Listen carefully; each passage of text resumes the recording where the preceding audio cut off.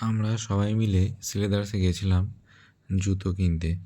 তো ছোটোবাবু পুরো শোরুম নিজেই ঘুরছিল। ও নিজের জন্য নিজেই জুতো পছন্দ করেছিল। ও প্রথমে এটা নিল। এটা ও খুব ওর খুব ভালো লেগেছিল এটা।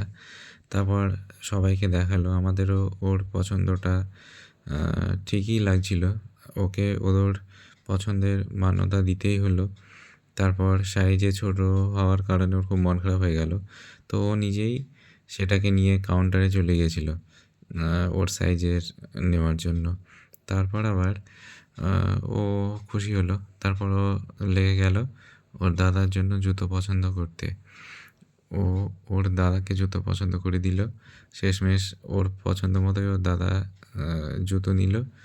তারপর ও সাহসে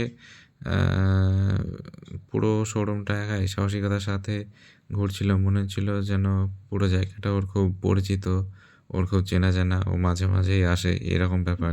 কিন্তু আদৌ সেরকম কোনো ব্যাপার না। যাই হোক, ওর বেশ ভালো লেগেছিলো ঘুরে।